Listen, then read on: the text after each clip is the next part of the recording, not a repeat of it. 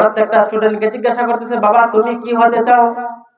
একজন দাঁড়িয়ে বলল আমি ব্যারিস্টার হতে চাই, আরেকজন বলল আমি উকিল হতে চাই, আরেকজন বলল আমি ম্যাজিস্ট্রেট হতে চাই, কেউ বলল আমি ওসি হতে চাই, কেউ বলল আমি ডিসি হতে চাই, কেউ বলল আমি ডাক্তার হতে চাই, কেউ বলল আমি ইঞ্জিনিয়ার হতে চাই। একটা ছেলেকে জিজ্ঞাসা করার পরে সেই ছেলেটা বলতেছে আমি অন্য কিছু হতে চাই না, আমি সাহাবী হতে চাই। বলেন সুবহানাল্লাহ। এই সাহাবী শব্দটা শোনার পরে সকল টিচারদের মনের মধ্যে একটা সন্দেহের দানা বেঁধে গেল, ব্যাপার কি? আমরা এত পড়ালেখা করেছি, জীবনে তো কোনোদিন সাহাবী নামে কোনো ডিগ্রির কথা শুনি নাই। স্কুলের সকল টিচাররা একসাথে বসে পরামর্শ করতেছে, পরামর্শ যে আপনারা কেউ শুনেছেন কিনা এই সাহাবী নামক ডিগ্রিটা কোন জায়গায় প্রথম আবিষ্কৃত হয়েছে? সবাই তো অবাক হয়ে থ বনে গেল, এই সাহাবী নামক ডিগ্রির কথা আমরা তো জীবনেও কোনোদিন কোথাও শুনি নাই। এ পর্যায়ে আপনাদের সামনে মূল্যবান তাকরির পেশ করবেন হযরত মাওলানা মুফতি আব্দুল্লাহ বিন কাসিম সংগ্রামী সাহেব, ইমাম ও খতিব পূর্ব তানেশ্বর কেন্দ্রীয় জামে মসজিদ বাদলা ইটনা। হযরতকে তার মূল্যবান তাকরির পেশ করার জন্য সবিনয় অনুরোধ জ্ঞাপন করছি। আসসালামু আলাইকুম ওয়া রাহমাতুল্লাহ।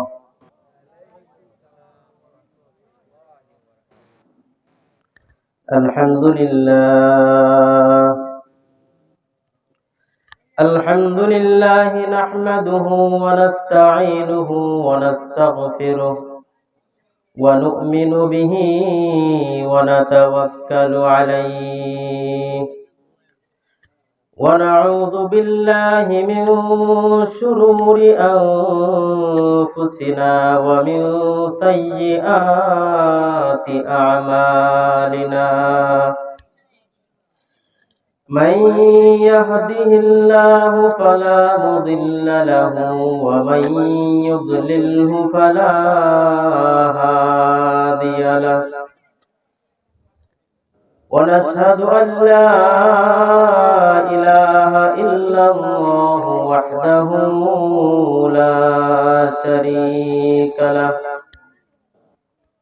ونشهد أن سيدنا وسندنا وحبيبنا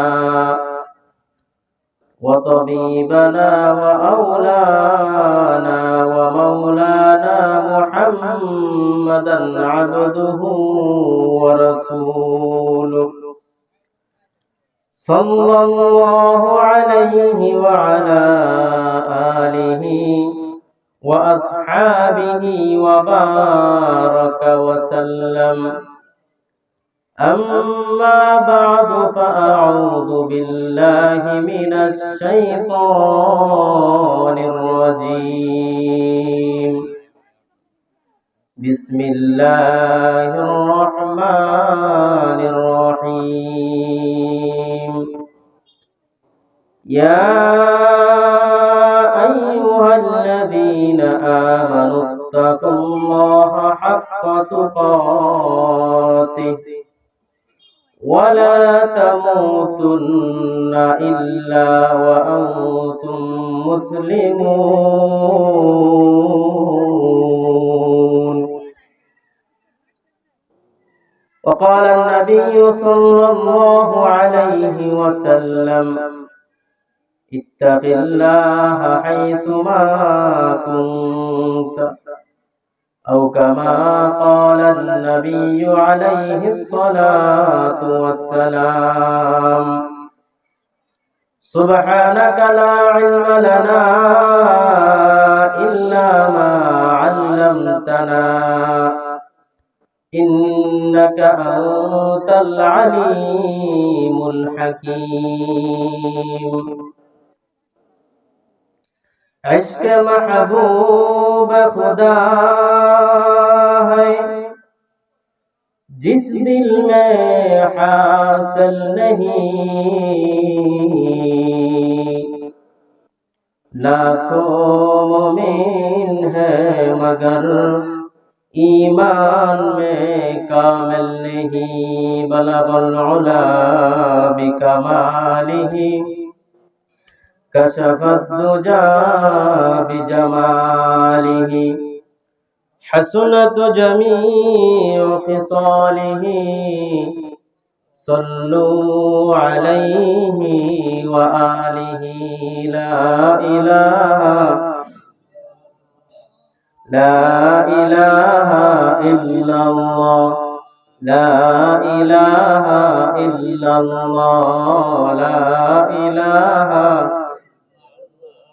لا إله إلا الله لا إله إلا الله لا إله إلا الله محمد رسول الله খালিক নেই তুমি ছাড়া কোনো মালিক নেই তুমি ছাড়া কোনো মাবুদ নেই তুমি ছাড়া কোনো মাশুক নেই তুমি ছাড়া এই জীবনে তোমার মতো আপনার কেউ নাই এখানে ওখানে সবখানে শুধু তোমাকে খুঁজে বেড়াই তোমার জিকিরে মন হয় উতলা লা ইলাহা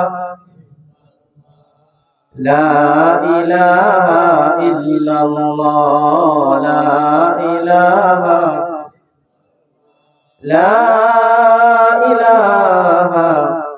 ইল্লাল্লাহ মুহাম্মাদুর রাসূলুল্লাহ সাল্লাল্লাহু আলাইহি ওয়াসাল্লাম। কবরবাসীদের রূহের মাগফিরাত কামনায় পঞ্চম বার্ষিক ওয়াজ ও দোয়ার মাহফিলের সম্মানিত সভাপতি সহসভাপতি প্রধান অতিথি আমার সেরেতাজ উস্তাজুল আসাদেজা হযরতুল আল্লাহ হযরত মাওলানা মুফতি মুশাররফ হোসেন ইসলামপুরী সাহেব দামাত বরকাতুহুম সহ আমার সামনে উপবিষ্ট বাবার বয়সী মুরব্বিয়ানে কেরাম, সমবয়সী যুবক বন্ধুরা, স্নেহের ছোট ভাইয়েরা, পর্দার অন্তরালে অবস্থানরত শ্রদ্ধেয়া সম্মানিতা মা ও বোনেরা, আল্লাহ পাক রব্বুল আলামিনের দরবারে লাখ কোটি শুকর ও সুজুদ যে মহান রব্বুল আলামিন আমি অধমকে এবং আপনাদের সবাইকে আল্লাহ তাআলার অসংখ্য বান্দাদের থেকে যাচাই বাছাই করে কোরআন সুন্নাহর পরিভাষায় এক জান্নাতি বাগানে আমাদেরকে আসার বসার এবং দ্বীনি কিছু কথা বলা এবং শোনার তৌফিক এনায়েত করেছেন। মহব্বতের সাথে দিলের গভীর থেকে শুকর আদায় করে আলহামদুলিল্লাহ। আরো জোরে বলি আলহামদুলিল্লাহ। এই মুহূর্তে স্মরণ করছি আমরা আমাদের রাকিব ভাই, উনি সম্ভবত ৩-৪ বছর আগে এই মাহফিলের ইন্তজামের কাজ করতে গিয়ে শুনেছিলাম স্ট্রোক করে মারা গেছেন। উনি সহ পার্শ্ববর্তী যে কবরবাসী যেগুলো রয়েছে পুরো অঞ্চলের মধ্যে সকল মুর্দেগানের কবরের জন্য আমাদের আজকের মাহফিলকে উপলক্ষ করে তাদের কবরের মধ্যে যেন আল্লাহ তাআলা জান্নাতের বাগিচা বানায় দেন, সকলে বলেন আমিন। আল্লাহু আকবার। এই যে মাহফিলের ব্যবস্থা, এগুলা ওয়াজ নসিহতের, এগুলা আসলে কেন? অনেকের মনে প্রশ্ন জাগে। প্রতিদিন এরকম 200-300 শত শত মাহফিল হচ্ছে পুরো বাংলার জমিনে। এগুলা আসলে তাওহীদবাদী যারা মুসলিম রয়েছে তারা এবং উলামায়ে কেরাম কেন এগুলোর ইন্তজাম করে? এগুলোর ইন্তজাম করার প্রথম কারণ হচ্ছে আল্লাহ পাক রব্বুল আলামিন নিজে নবীজিকে আদেশ করেছেন ওয়াজ নসিহত করার জন্য। কার ওয়াজ কখন, কার ওয়াজের মাধ্যমে কার জীবনের মোড় ঘুরে যায় এটা একমাত্র কে জানে? আল্লাহ। আপনারা মনে হয় ক্ষুধা লেগে গেছে নাকি? এখনো খাবার দাবার খান নাই, আওয়াজটা কম। আল্লাহর আওয়াজটা এত কম কেন হবে? কার বয়ানের কারণে, কার নসিহতের কারণে কোন ব্যক্তির যে কপাল খুলে যায় এটা একমাত্র কে জানে? আল্লাহ। আল্লাহ রাব্বুল আলামিন কুরআনুল কারীমের মধ্যে ঘোষণা করেন, ওয়াযাক্কির ফাইন্নায যিকরা তানফাউল মুমিনিন।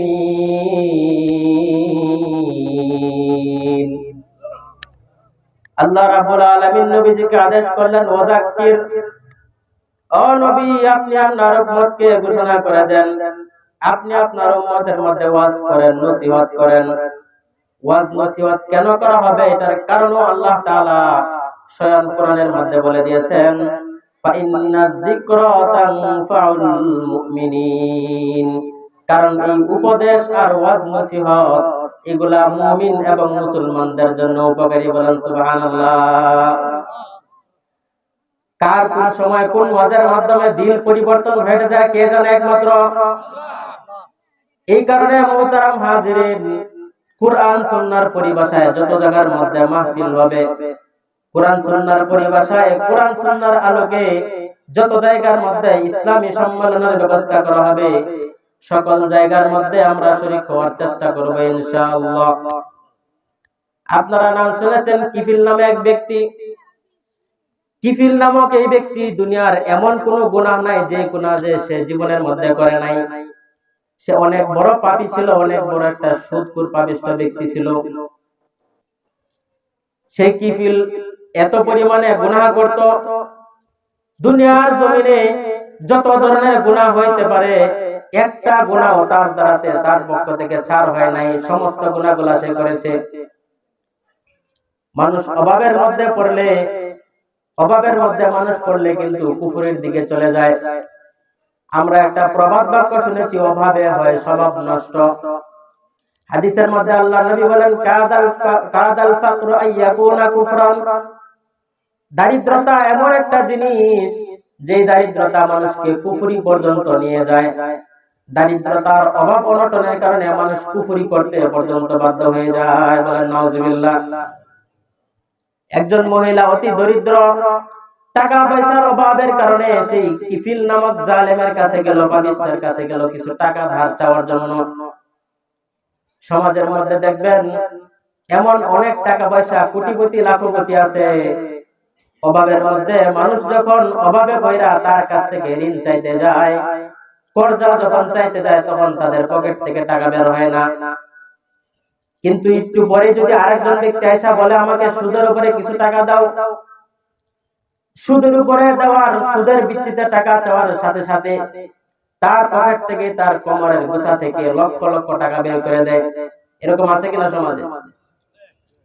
কিন্তু এই সমস্ত কোটিপতি টাকাওয়ালা লোক যদি প্রত্যেকটা সমাজের অভাবী মানুষকে টাকা পয়সা দিয়ে সহযোগিতা করত, ঋণ এবং কর্জে হাসানা দিয়ে সহযোগিতা করত, তাহলে এই সমস্ত সমাজের অভাবী মানুষগুলা কিন্তু সেই গুনাহের মধ্যে লিপ্ত হতো না। ঠিক কিনা বলেন? এই দরিদ্র মহিলা অভাব অনটের মধ্যে পয়রা কিফিলের কাছে গেল কিছু টাকা ধার নেওয়ার জন্য। কিফিল বলল, তুমি আমাকে কি পরিমাণ সুদ দিবা, কি পরিমাণ সুদের পার্সেন্টেজের বিনিময়ে তোমাকে টাকা দিব বলো।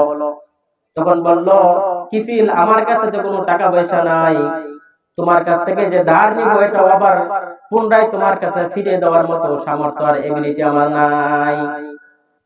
তখন কিফিল তাকে একটা কুপ্রস্তাব দিল, ঠিক আছে, তোমার যত টাকা পয়সা লাগে আমার কাছ থেকে নিয়ে যাও, কোনো সমস্যা নাই, কিন্তু আমার একটা শর্ত তোমার পূরণ করতে হবে, সেটা হলো একটা রাত্র তুমি আমার সাথে জিনা করতে হবে। বলেন নাউজুবিল্লাহ।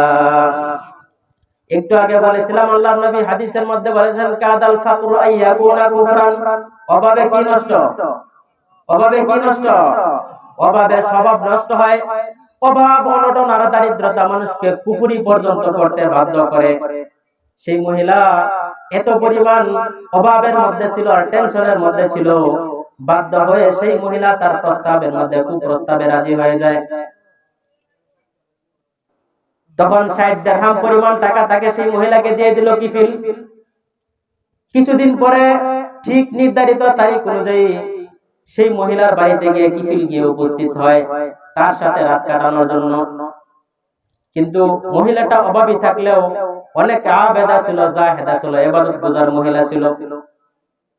মহিলার কাছে যখন যায়, যাওয়ার পরে যখন পরিপূর্ণ সে প্রস্তুত জিনা ব্যভিচার করার জন্য, সেই মহিলা মুহূর্তের মধ্যে কেঁদে দিয়েছে, কান্নাকাটি করতেছে, চিৎকার করে কান্নাকাটি করতেছে, চোখ দিয়ে ঝড় ধারায় পানি ঝরতেছে। কিফিল তখন চিৎকার দিয়ে বলল, মহিলা, আমি তোমার সাথে যে জিনা করতে এসেছি এটা তো আমি নিজের থেকে প্রস্তাব দিয়েছি তোমাকে, কিন্তু তুমি তো রাজি হয়েছিলা। তুমি রাজি থাকার কারণে তোমার সাথে আজকে এই কাজ করার জন্য আসছি আমি। তুমি যদি রাজি না থাকতা তাহলে তো আমি এই কাজের মধ্যে আসতাম না। তাহলে তুমি এখন কেন কান্না করতেছো? সেই মহিলা তখন জবাব দিল, আবেদা জাহেদা মহিলা উত্তর দিল, ও কিফিল, আমি তো তোমার এই কুপ্রস্তাবে রাজি হয়েছিলাম। অভাব অনটনে থাকার কারণে আমার কিছু টাকা পয়সার জরুরত ছিল, কিন্তু এখন কান্নাকাটি করতেছি, কারণ যদিও এই অন্ধকার রাত্রিতে এই অন্ধকার ঘরের মধ্যে কোনো মানুষ দেখবে না, কিন্তু যিনি দেখবেন তিনি হলেন একজন, চিল্লায়া বলেন তিনি কে? আল্লাহ তাআলার ভয়ে আমি কান্নাকাটি করতেছি, আর কোনো বিষয় নয়, এই একমাত্র আল্লাহ তাআলার ভয়ে আমি কান্নাকাটি করতেছি। কিফিল এই কথা শোনার সাথে সাথেই, এই মহিলার এই কথা শোনার সাথে সাথে কিফিলের শরীরের মধ্যে কম্পন সৃষ্টি হয়ে গেল, বলেন সুবহানাল্লাহ। তার শরীরের মধ্যে কম্পন সৃষ্টি হয়ে গেছে, সে এখান থেকে নেমে পড়ল। সে তার পোশাকগুলা পরিধান করার পরে বলতেছে, ও মহিলা যাও, তোমার কথা আমার অন্তরকে আন্দোলিত করেছে, তোমার কথায় আমার মনের মধ্যে পরিবর্তন এসেছে। তুমি একটা অভাবী মহিলা হয়েও এই অভাব অনটনের মধ্যেও যদি তুমি আল্লাহ তাআলাকে ভুলতে না পারো, তাহলে আল্লাহ তাআলা আমাকে এত পরিমাণ সম্পদ আর নিয়ামত দিয়েছেন, আমি কোন দুঃখে আল্লাহ তাআলাকে ভুলে যাব, বলেন সুবহানাল্লাহ। এই একটা মহিলার একটা সামান্য কথার মাধ্যমে তার দিলের মধ্যে পরিবর্তন হয়ে গেছে। এই কারণে মুহতারাম হাজিরিন, কার কোন কথার মাধ্যমে কার পরিবর্তন চলে আসে, জীবনের মোড় ঘুরে যায়, এটা একমাত্র যিনি জানেন, জুড়ে বলেন তিনি কে? মুহতারাম হাজিরিন, বলতেছিলাম আল্লাহ তাআলা কোরআনের মধ্যে আদেশ করেছেন নবীজিকে ওয়াজ নসিহত করার জন্য। আল্লাহর নবী অসংখ্য হাদিসের মধ্যে তার শেষ উম্মতের জন্য ওয়াজ নসিহত করেছেন। অসংখ্য ওয়াজ নসিহতের মধ্যে একটা ওয়াজ তিনি প্রায় সময় মুমিনদেরকে, সাহাবায়ে কেরামদেরকে করতেন। প্রত্যেক শুক্রবার দিন জুমার 2 খুতবার মধ্যে তিনি ওয়াজটা তিনি মুমিনদেরকে করতেন, সাহাবায়ে কেরামদেরকে করতেন। আল্লাহর নবী হাদিসের মধ্যে বলেন, ইত্তাকিল্লাহা হাইসুমা কুনতা, ও আমার উম্মত, তোমরা যেখানেই থাকো না কেন, ঘরে থাকো বা বাইরে থাকো, প্রকাশ্যে থাকো বা গোপনে থাকো, যেখানেই থাকো না কেন, সর্বদাই একজনকে ভয় করতে হবে, জুড়ে বলেন তিনি কে? সর্বদাই আল্লাহ তাআলাকে ভয় করতে হবে। এই কথাটা আল্লাহ তাআলা নিজেও কোরআনের মধ্যে ঘোষণা করেন, ইয়া আইয়ুহাল্লাযীনা আমানুত্তাকুল্লাহ হাক্কা তুকাতিহি ওয়া লা তামুতুন্না ইল্লা ওয়া আনতুম মুসলিমুন। আল্লাহ রাব্বুল আলামিন কোরআনের মধ্যে ঘোষণা করেন, ইয়া আইয়ুহাল্লাযীনা আমানুত্তাকুল্লাহ, ও আমার মুমিন বান্দারা, তোমাদের কাছে আমার একটাই চাওয়া, একটাই পাওয়া, তোমাদেরকে দুনিয়াতে আমি অসংখ্য নিয়ামতের মধ্যে ডুবিয়ে রেখেছি। আল্লাহ অন্য আয়াতের মধ্যে বলেন, ওয়া ইন তাউদ্দু নি'মাতাল্লাহি লা তুহসুহা, আল্লাহ বলেন তোমাদেরকে আমি এত পরিমাণে নিয়ামত দিয়েছি, তোমরা যদি গণনা করা শুরু করো, তারপরে আমার নিয়ামতগুলা গণনা করে শেষ করতে পারবে না। এত পরিমাণে নিয়ামত আল্লাহ তাআলা আমাদেরকে দিয়েছেন। এই কারণে আল্লাহ তাআলা বলেন, অসংখ্য গণিত নিয়ামত রাজির মধ্যে তোমাকে ডুবিয়ে রাখার পরেও তোমার কাছে আমার একটাই চাওয়া, একটাই পাওয়া। আল্লাহ বলেন, ইয়া আইয়ুহাল্লাযীনা আমানুত্তাকুল্লাহ, ও আমার মুমিন বান্দারা, তোমরা আমি আল্লাহ তাআলাকে ভয় করো, তোমরা তাকওয়া অবলম্বন করো। কি অবলম্বন করার কথা বলা হয়েছে? তাকওয়া। আমরা বলি শব্দটা কি অবলম্বন করার কথা বলা হয়েছে? তাকওয়া। তাকওয়া মানে কি? তাকওয়া শব্দের অর্থ দুইটা। মুফাসসিরিনে কেরাম লেখেন, 1 নাম্বার তাকওয়া শব্দের অর্থ হলো আল্লাহ তাআলার ভয়, আল্লাহর ভয়। আল্লাহর ভয় কত বড় গুরুত্বপূর্ণ জিনিস। আল্লাহ তাআলা বলেন, ওয়ালা তামুতুন্না ইল্লা ওয়া আনতুম মুসলিমুন। তাকওয়ার অভাবে, আল্লাহ তাআলাকে ভয়ের অভাবে তোমরা প্রকৃত মুসলমান না হইয়া কখনো মৃত্যুবরণ করো না। এই কারণে সর্বদাই সব সময় তাকওয়া আমাদের ভিতরে থাকতে হবে। রাতের অন্ধকারে হোক বা দিনের আলোতে হোক, কাঁথার নিচে শুয়ে থেকে হোক বা সরাসরি স্পষ্ট ভাবে হোক, বাজারে হোক বা ঘাটে হোক, ঘরে হোক বা বাহিরে হোক, নিজের পরিবারের সাথে হোক বা অন্য প্রতিবেশীর সাথে হোক, সর্বাবস্থায় একজনকে ভয় করতে হবে, জুড়ে বলেন তিনি কে? তাকওয়া কি জিনিস? তাকওয়া একজন যদি অবলম্বন করে, যেই ব্যক্তি তাকওয়া অবলম্বন করবে সেই ব্যক্তিকে বলা হয় মুত্তাকি। মুত্তাকি মানে হলো যিনি আল্লাহকে ভয় পায়। মুহতারাম হাজরিন, মুফাসসিরিনে কেরাম বলেন তাকওয়া শব্দের আরেকটা অর্থ হলো বিরত থাকা, বেঁচে থাকা। বিরত থাকার ব্যাখ্যায় মুফাসসিরিনে কেরাম বলেন আল্লাহ পাক রব্বুল আলামিন কুরআনের মধ্যে এবং নবীজি হাদিসের মধ্যে, শরীয়তের মধ্যে যতগুলা নিষেধাজ্ঞা জারি করা হয়েছে, এই নিষিদ্ধ সমস্ত বিধিবিধান থেকে বেঁচে থাকার নাম হলো তাকওয়া। এই তাকওয়া যদি আমরা অবলম্বন করি তাহলে আমাদের কি লাভ? আল্লাহ তাআলার ভয় যদি আমরা সর্বাবস্থায় আমাদের অন্তরের মধ্যে রাখি তাহলে এর কি ফায়দা? আল্লাহ তাআলা অসংখ্য আয়াতের কথা কোরআনের মধ্যে, অসংখ্য আয়াতের মধ্যে বলেন। এক নম্বর আল্লাহ তাআলা বলেন ওয়া মান ইয়াত্তাকিল্লাহা ইউকাফির আনহু সাইয়্যাতিহি ওয়া ইউযিম লাহু আজরা। কোন ব্যক্তি যদি সর্বাবস্থায় একমাত্র আল্লাহ তাআলাকে ভয় করে, এক নাম্বার তার পুরস্কার হলো ইউকাফির আনহু সাইয়্যাতিহি, আল্লাহ তাআলা তার পিছনের সমস্ত সগীরা গুনাহগুলো আল্লাহ তাআলা ক্ষমা করে দিবেন। দুই নাম্বার তার পুরস্কারের কথা আল্লাহ তাআলা বলেন ওয়া ইউযিমু লাহু আজরা, তার জন্য ইন্তেকালের পরে কাল হাসরের ময়দানে আল্লাহ তাআলার পক্ষ থেকে অনেক বড় বিরাট প্রতিদান রয়েছে। বলেন সুবহানাল্লাহ। শুধু এতটুকুই প্রতিদান শেষ নয়, কোন ব্যক্তি যদি তাকওয়া অবলম্বন করে, আল্লাহ তাআলা বলেন ওয়া মান ইয়াত্তাকিল্লাহা ইয়াজআল লাহু মিন আমরিহি ইউসরা, কোন ব্যক্তি যদি সর্বাবস্থায় আমি আল্লাহ তাআলাকে ভয় করে, সেই ব্যক্তির সকল কাজ যিনি সহজ করে দিবেন, যদি বলেন তিনি কে? তার জীবনের সকল কাজ আল্লাহ তাআলা সহজ করে দিবেন। চার নাম্বার তাকওয়া অবলম্বন করলে কি ফায়দা? আল্লাহ তাআলা বলেন সবচেয়ে গুরুত্বপূর্ণ বিষয় ওয়া মান ইয়াত্তাকিল্লাহা ইয়াজআল লাহু মাখরাজা ওয়া ইয়ারযুকহু মিন হাইসু লা ইয়াহতাসিব। আল্লাহ তাআলা বলেন কোন ব্যক্তি যদি তাকওয়া অবলম্বন করে, মানে আমি আল্লাহকে ভয় করে, সর্বদা যদি আমি আল্লাহকে ভয় করে, তাহলে তার একটা পুরস্কার হলো ইয়াজআল লাহু মাখরাজা। সেই মুত্তাকি বান্দা যখন কোন বিপদ আপদের মধ্যে পড়ে, কোন যখন অভাব অনটনের মধ্যে পড়ে, সেই বিপদ আপদ থেকে যিনি রক্ষা করবেন, জুড়ে বলেন তিনি কে? আল্লাহ তাআলা সেই মুত্তাকিকে বিপদ থেকে রক্ষা করবেন, সমস্ত গুনাহ থেকে আল্লাহ তাআলা নিজে রক্ষা করবেন। সুবহানাল্লাহ। ইমাম আবু বকর ইবনে দুনিয়া রাহমাতুল্লাহি আলাইহি তার লিখিত মান আশা বাদাল মাউত নামক কিতাবের মধ্যে তিনি লিখেন হযরত ওমর ফারুক রাদিয়াল্লাহু তাআলা আনহুর জামানার ঘটনা। একটা যুবক যার পৃথিবীতে আর কেউ ছিল না, বাবা ছাড়া। তার মা ইন্তেকাল করেছে, তার সকল আত্মীয় স্বজন ইন্তেকাল করেছে, শুধু বাবা ছিল জীবিত। সে প্রত্যেকদিন সারাদিন সেই বাবার খেদমত সেবা শুশ্রূষা করত, আর সন্ধ্যা হলে মাগরিবের নামাজটা আদায় করত হযরত ওমর ফারুক রাদিয়াল্লাহু তাআলা আনহুর দরবারে। প্রতিদিন যখন হযরত ওমর ফারুক রাদিয়াল্লাহু তাআলা আনহুর দরবারে যেতেন, রাস্তার মধ্যে একটা যুবতী সুন্দরী নারী তাকে প্রতিদিন ডিস্টার্ব করত, তাকে ইফটিজিং করত, কুপ্রস্তাব দিত। একদিন যখন হযরত ওমর ফারুক রাদিয়াল্লাহু তাআলা আনহুর দরবারের মধ্যে তিনি যাচ্ছিলেন, প্রতিদিন কিন্তু তার ভিতরে তাকওয়া থাকার কারণে সেই মহিলার প্রস্তাবে রাজি হয় নাই। কিন্তু একদিন শয়তানের ধোঁকায় পড়ে সেই যুবকটা সেই সুন্দরী যুবতী নারীর কুপ্রস্তাবে রাজি হয়ে যায়। সেই সুন্দরী নারী এতদিন ধরে তার অপেক্ষায় ছিল।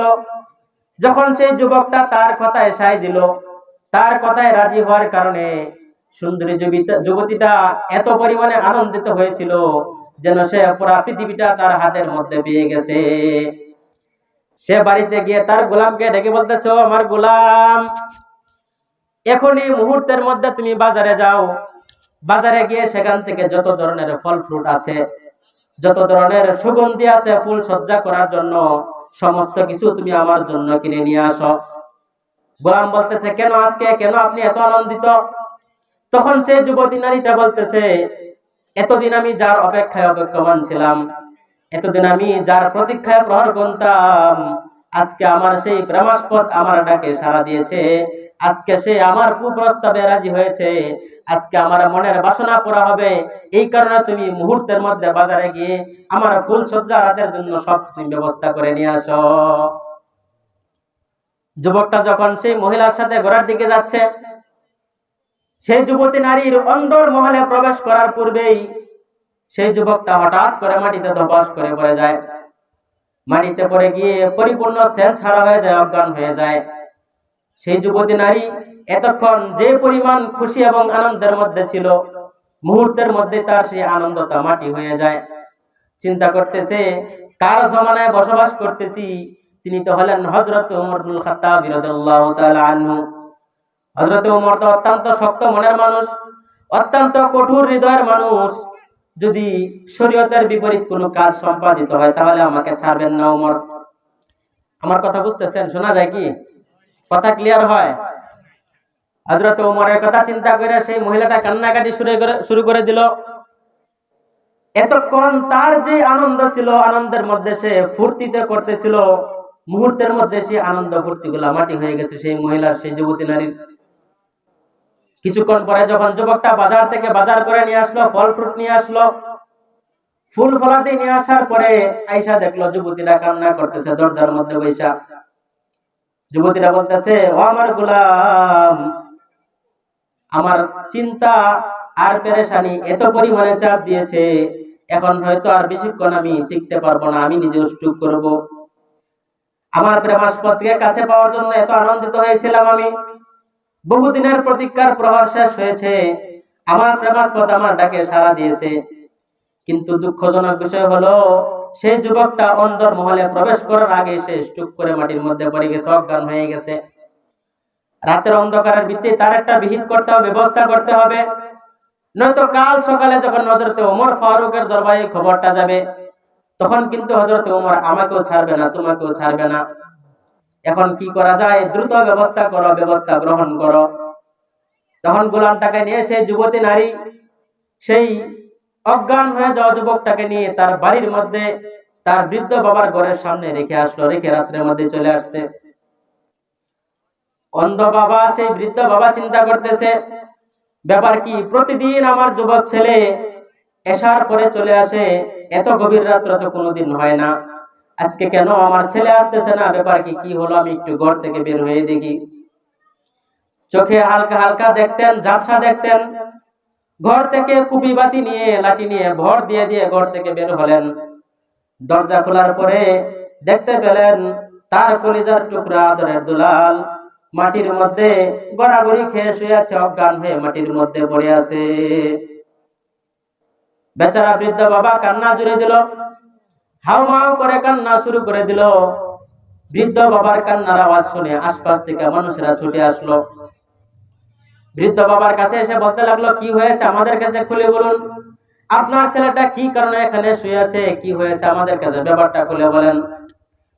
তখন বৃদ্ধ বাবা বলতেছে, প্রতিদিন আমার ছেলে এই সময় চলে আসতো, কিন্তু আজকে অনেক গভীর রাত্র হওয়ার পরেও যখন ফিরে আসছে না, তখন আমি দরজা খুলে দিকে আমার বাবা এখানে এভাবে পড়ে আছে। মানুষদের মধ্যে কেউ হাতের মধ্যে তেল ডলতেছে, কেউ পায়ের মধ্যে তেল মালিশ করতেছে, আবার কেউ মাথার মধ্যে পানি ঢালতেছে। কিছুক্ষণ এভাবে যাওয়ার পরে ছেলেটার হুঁশ ফিরে আসলো, জ্ঞান ফিরে আসলো। ছেলেটার জ্ঞান ফিরে আসার পরে এলাকার একজন গণ্যমান্য জ্ঞানী একজন ব্যক্তি, একজন বৃদ্ধ মানুষ তাকে জিজ্ঞাসা করতেছে, বাবা তোমার কি হয়েছে আমার কাছে বলো, তুমি তো অনেক ভদ্র ছেলে, সরল সোজা ছেলে, তোমার সাথে কে এই কাজটা ঘটিয়েছে, এই কাণ্ড ঘটিয়েছে, আমার কাছে বলো, এটার বিহিত আমরা একটা ব্যবস্থা করবো এটার। যুবকটা তখন বলল, চাচা, প্রতিদিন যখন আমি হযরত ওমর ফারুকের দরবারে যেতাম, একটা মহিলা রাস্তার মধ্যে আমাকে কুপ্রস্তাব দিত প্রত্যেক দিন। কোনোদিন তার ডাকে আমি সাড়া দেই নাই, তার প্রস্তাবে রাজি হই নাই, কিন্তু আজকে শয়তানের ধোঁকায় পড়ে আমি তার প্রস্তাবে রাজি হয়ে গিয়েছিলাম। সেই যুবতী মেয়ের সাথে যখন আমি তার অন্তর মহলে ঢুকতেছিলাম, অন্তর মহলে ঢুকার পূর্বেই হঠাৎ করে কুরআনে কারীমের একটা আয়াত আমার স্মরণ হয়ে যায়। বলেন সুবহানাল্লাহ। আর চিল্লায় বলেন সুবহানাল্লাহ।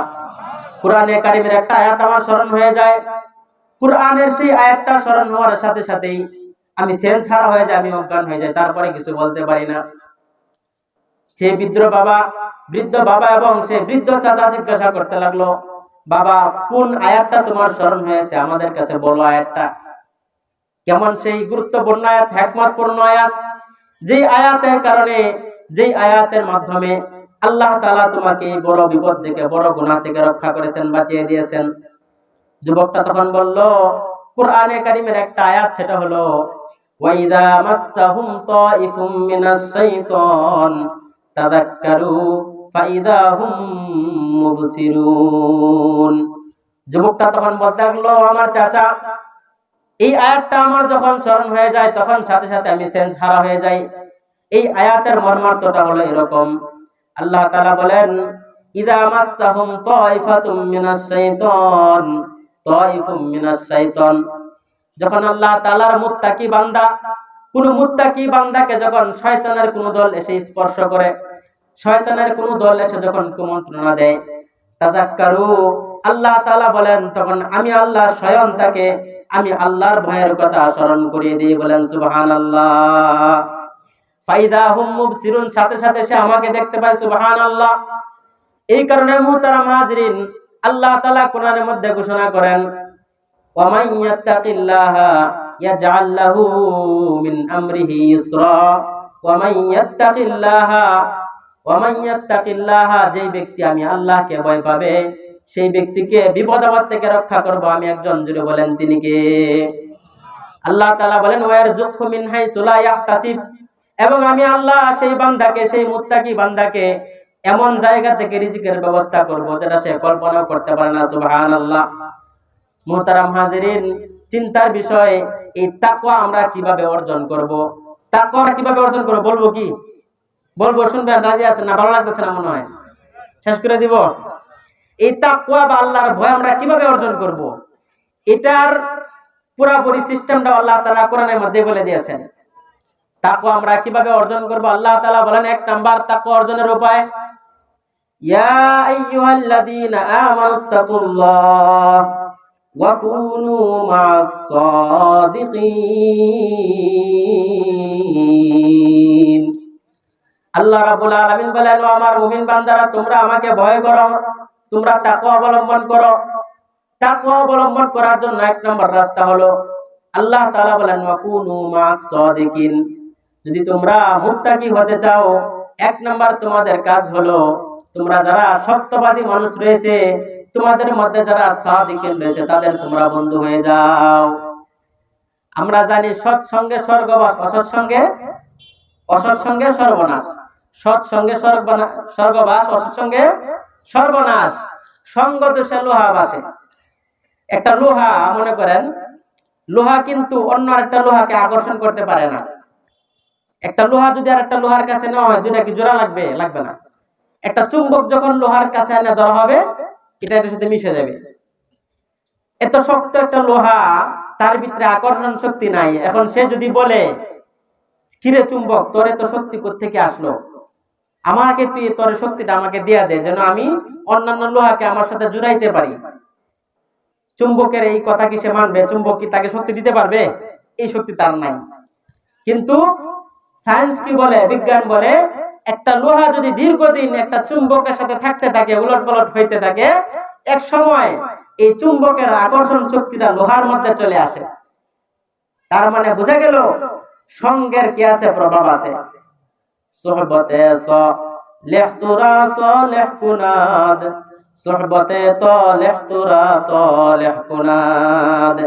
সৎসঙ্গে স্বর্গবাস, অসৎসঙ্গে সর্বনাশ। এই কারণে মুহতারাম হাজিরিন, আল্লাহ তাআলা বলেন, তাকওয়া অর্জনের একটা মাধ্যম হলো সাদিকিনদের সাথে থাকা। সমাজের মধ্যে যারা সবচেয়ে ভালো সত্যবাদী মানুষ, কখনো মিথ্যা কথা বলে না, এরকম মানুষ সমাজে আছে কিনা বলেন? যদি এরকম মানুষ সমাজের মধ্যে না থাকতো, তাহলে আল্লাহ তাআলা আযাব নেমে আসতো। সমাজের মধ্যে এখনো ভালো মানুষ আছে, পৃথিবীর মধ্যে এখনো আছে। যারা সমাজের মধ্যে সবচেয়ে ভালো মানুষ, সত্যবাদী মানুষ, তাদের সাথে আমাদের সঙ্গ দিতে হবে, তাদের সাথে আমাদের থাকতে হবে। তাদের সাথে থাকলেই, সঙ্গ দিলেই আল্লাহ পাক রব্বুল আলামিন তাদের সুহবতের বিনিময়ে আল্লাহ তাআলা আমাদেরকে তাকওয়া নসিব করবেন। দুই নাম্বার তাকওয়া উপার্জনের মাধ্যম হলো, আল্লাহ তাআলা কোরআনের মধ্যে বলেন, ইয়াসআলুনাকা আনিল আনফাল কুলিল আনফালু লিল্লাহি ওয়ার রাসূল ফাত্তাকুল্লাহা ওয়া আসলিহু যাতা বাইনিকুম ওয়া আতিউল্লাহা ওয়া রাসূলাহু ইন কুনতুম মুমিনিন। আল্লাহ পাক রব্বুল আলামিন সূরাতুল আনফালের শুরুতেই তাকওয়া অর্জনের তিনটা মাধ্যম বলে দিয়েছেন। এক নম্বর আল্লাহ তাআলা বলেছেন তাকওয়া অর্জন করতে হলে তোমাদের আল্লাহর আনুগত্য করতে হবে। ওয়া আতিউল্লাহ ওয়া রাসূলাহু, এক নম্বর তাকওয়া অর্জনের মাধ্যম হলো আল্লাহর আনুগত্য করা, আল্লাহর নাফরমানি করা যাবে না।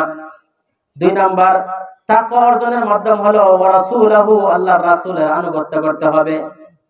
তিন নম্বর একটা বিষয় এই সূরার মধ্যে আল্লাহ তাআলা বলেন ওয়াসলিহু যাতা বাইনিকুম, আত্মীয়তার সম্পর্ক ছিন্ন করা যাবে না, আত্মীয়তার সম্পর্ক ঠিক রাখতে হবে, প্রয়োজনে সবকিছুর বিনিময়ে হলো। এই সমস্ত মাধ্যম যদি আমরা অবলম্বন করতে পারি তাহলে আমাদেরকে আল্লাহ তাআলা মুত্তাকি বানিয়ে দিবেন। বলেন সুবহানাল্লাহ। আমাদের বর্তমান সময়ে আমাদের মধ্যে যে পরিমাণ তাকওয়া আছে, সবচেয়ে বড় আবেদ আর আলেমের ভিতরে যে পরিমাণ তাকওয়া আছে, আল্লাহর নবীর জামানায় সাহাবায়ে কেরামদের জামানায় এর চেয়ে আরো অনেক বেশি তাকওয়া ছিল একটা ছোট একটা রাখালের মধ্যে। আল্লাহর নবীর জামানায় একটা রাখালের ভিতরে যে পরিমাণ তাকওয়া আর খোদাভীতি ছিল, আমাদের জামানায় একজন বড় আবেদের ওই পরিমাণ তাকওয়া নাই, আল্লাহ ভীতি বা খোদাভীতি নাই। আল্লাহু আকবার। আল্লাহর নবীর জামানার সোনালী যুগের মধ্যে এত পরিমাণ তাকওয়া কিভাবে ছিল? আমাদের ভিতরে যদি এই পরিমাণ তাকওয়া আনতে চাই তাহলে সর্বপ্রথম আমাদের যে কাজ করতে হবে সেটা হলো আল্লাহ তাআলা কুরআনের যত জায়গায় তাকওয়া অবলম্বনের কথা বলেছেন সব জায়গার মধ্যে আমাদেরকে মুমিন বলে সম্বোধন করেছেন। ইয়া আইয়ুহাল্লাযীনা আমানু, আমাদেরকে মুমিন বলে সম্বোধন করেছেন। এখানে বোঝার বিষয় মুমিন বলতে কি বোঝায়?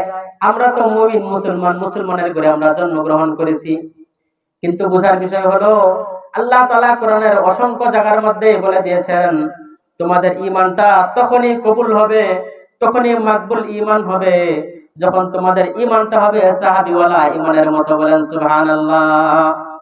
আল্লাহ তাআলা কোরআনের মধ্যে ঘোষণা করেছেন ফাইন আমানু বিমিসলি মা আমানতুম বিহি ফাকাদ ইহতাদাউ, তোমরা যদি সাহাবীওয়ালা ঈমান আনতে পারো, সাহাবীদের মতো ঈমান যদি আনতে পারো তাহলে তোমরা হেদায়েত পেয়ে যাও। বলেন সুবহানাল্লাহ। দুই নম্বর আল্লাহ তাআলা সাহাবীদের সম্পর্কে বলেছেন ওয়াইদা কিলা লাহুম আমিনু কামা আমানান নাস, তোমাদের ঈমান তখনই একমাত্র কবুল হবে যখন তোমাদের ঈমান হবে সাহাবীওয়ালা ঈমানের মতো। সাহাবীওয়ালা ঈমান কেন আমাদের অর্জন করতে হবে? মুহতারাম হাজিরিন, সাহাবী কি জিনিস? সাহাবী কাকে বলা হয়? আল্লাহর নবীকে যেই ব্যক্তি ঈমান অবস্থায় দেখেছে এবং ঈমান অবস্থায় মৃত্যুবরণ করেছে তাকে বলা হয় সাহাবী, এবং তার পুরো জীবনটা নবীর জন্য উৎসর্গ করে দিয়েছে তাকে বলা হয় প্রকৃত সাহাবী। সাহাবীওয়ালা ঈমান আমাদের অর্জন করতে হবে কেন? একটা ঘটনা শোনাই। ইংল্যান্ডের মধ্যে একটা যুবক ছিল, মুসলিম যুবক, তার একটা ছেলেকে ইংলিশ মিডিয়াম স্কুলের মধ্যে ভর্তি করিয়েছে, একটা খ্রিস্টান মিশনারি স্কুলের মধ্যে ভর্তি করেছে পড়ালেখার জন্য। তার সেই ছেলেটা যে ক্লাসের মধ্যে পড়তো সেই ক্লাসের টিচাররা একদিন এসে তাদেরকে জিজ্ঞাসা করতেছে তোমরা কে কি হতে চাও? প্রত্যেকটা স্টুডেন্টকে জিজ্ঞাসা করতেছে বাবা তুমি কি হতে চাও? একজন দাঁড়িয়ে বলল আমি ব্যারিস্টার হতে চাই, আরেকজন বলল আমি উকিল হতে চাই, আরেকজন বলল আমি ম্যাজিস্ট্রেট হতে চাই, কেউ বলল আমি ওসি হতে চাই, কেউ বলল আমি ডিসি হতে চাই, কেউ বলল আমি ডাক্তার হতে চাই, কেউ বলল আমি ইঞ্জিনিয়ার হতে চাই। একটা ছেলেকে জিজ্ঞাসা করার পরে সেই ছেলেটা বলতেছে আমি অন্য কিছু হতে চাই না, আমি সাহাবী হতে চাই। বলেন সুবহানাল্লাহ। এই সাহাবী শব্দটা শোনার পরে সকল টিচারদের মনের মধ্যে একটা সন্দেহের দানা বেঁধে গেল, ব্যাপার কি? আমরা এত পড়ালেখা করেছি, জীবনে তো কোনোদিন সাহাবী নামে কোনো ডিগ্রির কথা শুনি নাই। পড়ালেখা কইরা মানুষ ডক্টর হয়, কেউ ডাক্তার হয়, কেউ ইঞ্জিনিয়ার হয়, কেউ বিসিএস ক্যাডার হয়, কিন্তু সাহাবী কি জিনিস, এটা কোন ধরনের ডিগ্রি, এটা কোন স্কুলের মধ্যে রয়েছে আমি তো সেটা জানি না। আমরা কেউ স্কুলের সকল টিচাররা একসাথে বসে পরামর্শ করতেছে, পরামর্শ যে আপনারা কেউ শুনেছেন কিনা এই সাহাবী নামক ডিগ্রিটা কোন জায়গায় প্রথম আবিষ্কার হয়েছে, আবিষ্কৃত হয়েছে? সবাই তো অবাক হয়ে থ বনে গেল, এই সাহাবী নামক ডিগ্রির কথা আমরা তো জীবনেও কোনোদিন কোথাও শুনি নাই। সেই ছেলেটাকে ডাইকা না বলতেছে বাবা তুমি তোমার বাড়িতে গিয়ে তোমার গার্ডিয়ানদেরকে বলবা আগামী শনিবার আমরা তোমাদের বাড়িতে আসবো, বাসার মধ্যে আসবো, তোমাদের বাসায় আসবো, এই কথাটা তোমাদের গার্ডিয়ানদেরকে তোমরা বলে দিও। বাচ্চাটা গিয়ে তার পরিবারের গার্ডিয়ানদেরকে বলে দিল, ও আব্বা, ও আমার আম্মা, আগামী শনিবার আমার টিচাররা সবাই একসাথে আসবেন আমাদের বাড়ির মধ্যে। সুতরাং তোমরা যেই পরিমাণ আপ্যায়নের ব্যবস্থা করতে পারো তোমরা করে রাখো। তখন নিজের সন্তানের টিচাররা আসবে, তাদের সাধ্য অনুযায়ী, তাদের এবিলিটি অনুযায়ী যত কিছু করা যায় তারা বাহারি রকমের খাদ্যদ্রব্য তৈরি করে রাখলো। অর্ডার অনুযায়ী সেই শনিবার যখন সকল টিচাররা আসলো তার বাড়িতে, আসার পরে তার যে গার্ডিয়ান রয়েছে, মা বাবা, সবাই সেই টিচারদের সামনে বিভিন্ন রকমের খাবার দাবার পেশ করতেছে। টিচারদের সেই খাবারের দিকে কোনো মন নাই। সকল শিক্ষকরা বলতেছে, ও যুবক ভাই, এই সমস্ত খাবারের প্রতি আমাদের বিন্দু পরিমাণ ইন্টারেস্ট নাই। আমরা যে কাজের জন্য তোমার কাছে এসেছি, তোমার বাসায় এসেছি, গত সপ্তাহে, গত বুধবারে তোমার ছেলে যে ক্লাসের মধ্যে পড়ে, সেই ক্লাসের সকল স্টুডেন্টদেরকে জিজ্ঞাসা করেছিলাম তোমরা কে কি হতে চাও, তোমাদের জীবনের লক্ষ্য কি? সবাই সবার জীবনের লক্ষ্যের কথা বললো। কেউ বললো আমি ডাক্তার হতে চাই, কেউ বললো আমি ইঞ্জিনিয়ার হতে চাই। কিন্তু তোমার এই বাচ্চা ছেলে এমন একটা ডিগ্রির কথা বললো, যে ডিগ্রি কোথায় কবে আবিষ্কার হয়েছে আমরা জীবনেও কোনোদিন কেউ এটা শুনি নাই। এটা কোন ডিগ্রির নাম? এটা কোন ডিগ্রির নাম? তারা মহা চিন্তায় পড়ে গেল। সেই ছেলের বাবা, যুবক বাবা, এই সাহাবী নামটা শোনার সাথে সাথে তার চোখ দিয়ে অঝোর ধারায় পানি ঝরতেছে। মনে মনে ভাবতেছে, আমার ঘরে যে হেকায়েতে সাহাবা নামক একটা কিতাব রয়েছে, এই হেকায়েতে সাহাবা তালিম, দৈনন্দিন তালিম হওয়ার কারণে আমার ছেলের ভিতরে সেই সাহাবীদের আসর পড়েছে। বলেন সুবহানাল্লাহ। সমস্ত টিচারদেরকে সেই যুবক ভাই বলতেছে, সম্মানিত টিচার সাহেবেরা, আমার ছেলে যেই ডিগ্রির কথা বলে, যে সাহাবীর কথা বলেছে, এটা কোনো ডিগ্রি নয়, এটা এমন একটা সোনালী যুগের মানুষের কথা বলা হয়েছে, যেটা আরো 1450 বছর আগের কথা, যারা আমাদের শেষ নবী মুহাম্মদ আরবি আহমদ মুস্তাফা সাল্লাল্লাহু আলাইহি ওয়াসাল্লামের অনুসারী ছিল। সাহাবী তারা ছিল কেমন, তাদের জীবনটা কিভাবে উৎসর্গ করেছিল। বিভিন্ন যুদ্ধের সময়, যুদ্ধের মধ্যে যখন নবীজি যখন আঘাতপ্রাপ্ত হওয়ার সম্ভাবনা দেখতো তারা, তখন সাহাবায়ে কেরাম আশপাশ থেকে তারা নিজেরাই ঢাল হয়ে যেত। সুবহানাল্লাহ। সাহাবায়ে কেরামদের ঈমান ততটাই মজবুত ছিল।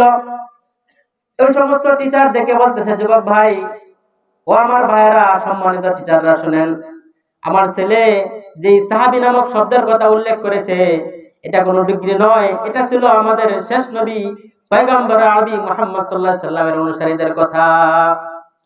টিচাররা জিজ্ঞাসা করতেছে, ব্যাপার কি? আজকে এই আধুনিক বিশ্বে, বিশ্বায়নের যুগে, এই তথ্য প্রযুক্তির যুগে মানুষ চেষ্টা করে আরো 10 বছর কিভাবে এগিয়ে যাওয়া যায়, সামনের দিকে যাওয়া যায়। প্রত্যেকটা বাচ্চা, প্রত্যেকটা মানুষের ভিতরে এই ধারণা কিভাবে সামনে এগিয়ে যাওয়া যায়। কিন্তু কি পরিমাণ তুমি তালিম দিয়েছো, আর কি বিষয়ের তালিম দিয়েছো যে তোমার ছেলে আরো 1450 বছর পিছনের সেই ইতিহাস পড়তে চায়। সবচেয়ে বড় আদর্শ কার আদর্শ? নবীর আদর্শ। সবচেয়ে বড় আদর্শ নবীর আদর্শ, সাহাবায়ে কেরামের আদর্শ। বর্তমানে দেখবেন দেশের মধ্যে এরকম কিছু ফেরকা বের হয়েছে, যারা বলে নিজেদেরকে আহলে কুরআন বলে পরিচয় দেয়। তারা মনে করে, তারা বলে যে আমরা কোরআনে বিশ্বাসী, কোরআন ছাড়া আমরা অন্য কিছু মানব না। আচ্ছা বলেন তো, কোরআনের মধ্যে সমস্ত বিধান কি স্পষ্টভাবে দেওয়া আছে? কুকুরের গোশত কি আপনাদের এলাকায় খায়? মানুষ খায়? কুকুরের গোশত খায় কিনা বলেন? খায় না। এই যে কুকুরের গোশত যে খাওয়া যায় না, এটা যে হারাম, এই কথা কিন্তু কোরআনের কোথাও নাই। ঠিক তদ্রুপভাবে শিয়ালের গোশত যে খাওয়া যায় না, এটাও কোরআনের মধ্যে নাই। মুহতারাম হাজিরিন, ইসলামের মধ্যে, শরীয়তের মধ্যে সবচেয়ে গুরুত্বপূর্ণ ইবাদতের নাম হলো সালাত বা নামাজ। এই সালাতের কথা কোরআনের মধ্যে 82 জায়গার মধ্যে এসেছে। সাল্লু ইয়া আইয়ুহাল্লাযীনা আমানু রকাউ ওয়াসজুদু ওয়া'বুদু রাব্বাকুম ওয়াফআলুল খায়রা লাআল্লাকুম তুফলিহুন। এরকম ভাবে 82 জায়গার মধ্যে আল্লাহ তাআলা নামাজের কথা বলেছেন, সালাতের কথা বলেছেন। কিন্তু কোন জায়গার মধ্যেও আল্লাহ তাআলা এভাবে বলেন নাই যে ফজরের নামাজ 2 রাকাত, ফজরের 2 রাকাত সুন্নাত, ফজরের 2 রাকাত ফরজ, যোহরের আগে 4 রাকাত সুন্নাত, জোহরের 4 রাকাত ফরজ আর জোহরের পরে 2 রাকাত সুন্নাত, এরকম কথা কোরআনের মধ্যে স্পষ্টভাবে কোথাও নাই, দেখাইতে পারবে না কেউ। তাহলে বোঝার বিষয় মুহতারাম হাজিরিন, কিভাবে আমরা নামাজটা এভাবে পেলাম? ওহী হচ্ছে দুই ধরনের, একটা হলো ওহিয়ে মাতলু আর একটা হলো ওহিয়ে গায়রে মাতলু। কোরআন এটা আল্লাহ তাআলার পক্ষ থেকে নবীর উপর অবতীর্ণ হয়েছে বিধান হিসাবে, কিন্তু সেই কোরআনের ব্যাখ্যা হিসাবে আল্লাহ পাক রব্বুল আলামিন নবীর জবান দিয়ে যে সমস্ত অসংখ্য হাদিস বের করে দিয়েছেন, এই সকল হাদিসগুলো হলো কোরআনের ব্যাখ্যা। বলেন সুবহানাল্লাহ। হাদিসের মধ্যেই রয়েছে নামাজটা আমরা কিভাবে পড়বো, নামাজ কোন ওয়াক্তের নামাজ কত রাকাত। সুতরাং শুধু কোরআন দিয়ে যদি কেউ জীবন চালাইতে চায় চলবে কি? চলবে না। হাদিস ছাড়া কি কোনো উপায় আছে? আরে আপনি যদি হাদিস না মানেন তাহলে কোরআন কিভাবে মানবেন? অনেকে বলে আমরা শুধু কোরআন মানবো। কোরআন যার উপর অবতীর্ণ হয়েছে, যার উপর, তার কথাই তো হাদিস, তার কথাই তো হাদিস। আবার কিছু লোক বলে ঠিক আছে আমরা হাদিস মানবো, কোরআনও মানবো, হাদিসও মানবো, কিন্তু সাহাবীদেরকে আমরা মানবো না। সাহাবায়ে কেরাম সত্যের মাপ কাটে না। সাহাবায়ে কেরাম কি আমাদের আদর্শ হতে পারে নাকি? সাহাবায়ে কেরাম জীবনে ভুল করছে না? এরকম মানুষ আছে, এরকম একটা ফেরকাও আছে দুনিয়াতে। আচ্ছা বলেন, এই যে কোরআন এবং হাদিস আমাদের পর্যন্ত যে আসছে, সাহাবায়ে কেরামের মাধ্যম ছাড়া আমাদের কাছে পৌঁছা সম্ভব? সম্ভব? আল্লাহর নবী হাদিসের মধ্যে বলেছেন তোমরা নামাজ কিভাবে পড়বা? ক্বালা রাসূলুল্লাহ সাল্লাল্লাহু আলাইহি ওয়াসাল্লাম সাল্লু কামা রাআইতুমুনি উসাল্লি। তোমরা নামাজ পড়বা, সালাত আদায় করবা কিভাবে? আমি নবীকে তোমরা যেভাবে দেখছো নামাজ পড়তে, তোমরাও ঠিক সেভাবে নামাজ আদায় করবা। আমরা কেউ দেখছি নবীজিকে কিভাবে নামাজ পড়ছে? নবীকে আমরা কেউ দেখছি? নবীকে দেখছে কারা? সাহাবীরা। নবীকে দেখছে সাহাবায়ে কেরাম, সাহাবীদেরকে দেখছে তাবেঈন, তাবেঈনদেরকে দেখছে তাবে তাবেঈন, তাদেরকে দেখছে আইম্মা মুজতাহিদিন। এভাবে ধীরে ধীরে পৌঁছতে পৌঁছতে আমাদের পর্যন্ত এসে পৌঁছেছে। এই আমলের ধারাবাহিকতা কোরআন সুন্নাহর সনদে এসে পৌঁছে আমাদের কাছে। আমরা যদি সাহাবায়ে কেরামদেরকে না মানি, সরাসরি সাহাবীদেরকে বাদ দিয়ে আমরা কিভাবে কোরআন সুন্নাহর উপর আমল করব? এটা কি সম্ভব? অথচ আল্লাহর নবী হাদিসের মধ্যে বলেছেন সাহাবায়ে কেরামদের শানে, আসহাবি কান নুজুম ফাবিআইয়িহিম ইকতাদাইতুম ইহতাদাইতুম। আল্লাহর নবী বলেন আমার প্রত্যেকটা সাহাবী হলো আকাশের একটা তারকার মতো। বলেন সুবহানাল্লাহ। আমার প্রত্যেকটা সাহাবী আকাশের এক একটা তারকার মতো। ফাবিআইয়িহিম ইকতাদাইতুম ইহতাদাইতুম। আমার সকল সাহাবীদের মধ্যে তোমরা যাকেই অনুসরণ করবা তোমরা হেদায়েত পেয়ে যাবে। বলেন সুবহানাল্লাহ। সুতরাং হেদায়েত পাইতে হলে, দ্বীনের পথে থাকতে হলে, নিজের জীবনটাকে পরিপূর্ণভাবে শরীয়ত অনুযায়ী চালাইতে হলে অবশ্যই সাহাবায়ে কেরামদেরকেও ফলো করতে হবে এবং নবীকে সর্বোচ্চ আদর্শ এবং আইডল আমাদের বানাতে হবে। আজকে বর্তমানে দেখা যায় যুবক ভাইদের মধ্যে বিশেষ করে ভাইরাসটা আছে, তারা নিজেদের আইডল আর আইকন বানিয়ে রেখেছে বিভিন্ন ছবির নায়ক নায়িকাদেরকে, বিভিন্ন খেলোয়াড়দেরকে, প্লেয়ারদেরকে বানিয়ে রেখেছে। তাদের মতো করে নিজেদের চুল কাটে, তাদের মতো পোশাক পরে, তাদের মতো হাফ প্যান্ট পরে ঘুরে বেড়ায়। ঘুরে কিনা এরকম আছে কিনা সমাজের মধ্যে? অথচ আল্লাহর নবী হাদিসের মধ্যে বলেছেন খায়রুল হাদি হাদি মুহাম্মাদিন সাল্লাল্লাহু আলাইহি ওয়াসাল্লাম। সর্বোত্তম আদর্শ, অনুকরণীয়, অনুসরণীয় একমাত্র আদর্শ হচ্ছে আমার আপনার প্রিয় নবী মুহাম্মদ নবী সাল্লাল্লাহু আলাইহি ওয়াসাল্লামের আদর্শ। বলেন সুবহানাল্লাহ। আল্লাহ পাক রব্বুল আলামিন আমাদের জীবনের সর্বক্ষেত্রে সর্বদা সব সময় নবীর সুন্নাহ অনুযায়ী চলার তৌফিক দান করে। সকলে বলে আমিন। ওয়া আখিরু দাওয়ানা আলহামদুলিল্লাহি রাব্বিল আলামিন।